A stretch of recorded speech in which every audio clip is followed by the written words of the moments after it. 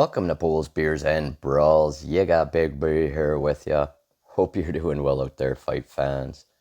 We had BKFC Omaha go down Friday, April 18th. In fact, the event just ended moments ago here. And while it's not going to go down as one of the year's best events, there was some decent fights. There was some interesting happenings out there in Omaha. So I do want to go through a couple of the fights and just talk about basically the main four fights, because the main card before that was just, it's not really worth talking about. Let's put it that way. So without further ado, let's get at it. Main event at BKFC Omaha was in the middleweight division. We had the 7-2 Dakota Cochrane. He was taking on the 3-0 Marcus Edwards. And there's one word here that I can say, wow. Marcus Edwards absolutely tore through Dakota Cochrane here. 3 knockdowns to the finish. All of that in just 1:08, folks. Crazy power and accuracy were on full display for Edwards. He's 4-0 now, and there's no doubt he's making some fucking noise. Co-main in Omaha, we had the highly anticipated return of the one, the only, Bryce Henry. He was taking on Derek Finley. This was going down in the welterweight division. Henry 4-0 heading into this one. Derek Finley sitting at 3-2.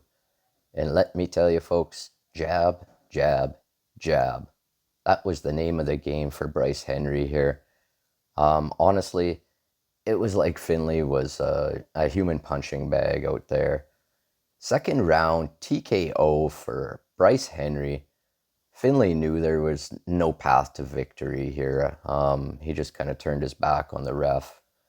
And that was it. 5-0 now for Bryce Henry. Welcome back. The feature fight, BKFC Omaha, was also going down in the middleweight division. We had the Dionisio Ramirez 1-0 heading in.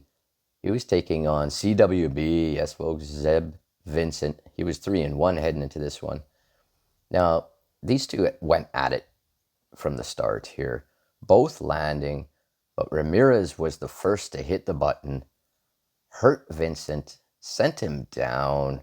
CWB bounced back up, but I mean, folks, he was clearly hurt. He kind of stumbled into the rings. He was allowed to keep going. I thought it was going to be over. Another couple of shots put an end to it. First round TKO for Ramirez. It was a great win for him, but obviously heartbreaking for Vincent fans. And just one last fight here I wanted to touch on at BKFC Omaha. It was going down in the lightweight division. We had Ramiro Figueroa. He was 2-0 heading into this one. He was taking on the 3-1 James Brown. Yeah, folks, James Brown stepped on extremely short notice for this one. And it was a great fucking scrap. James Brown, he must have absolute razors for knuckles here, because it looked like Figueroa was in a scrap with Freddy Krueger. I mean, he was just sliced, diced, and delivered. Brown's pedal to the metal, non-stop determination gives him the short notice unanimous decision. Honestly, Brown looked exceptional out there, short notice or not. I mean, he just looked fucking good. And that was pretty much it. Those were the fights I really wanted to touch on from BKFC Omaha. Like I said, it wasn't definitely wasn't the best card, but the top half of the main card at least delivered to some degree. So a little saving grace there, but they did have some couple big announcements that I wanted to share with you folks here.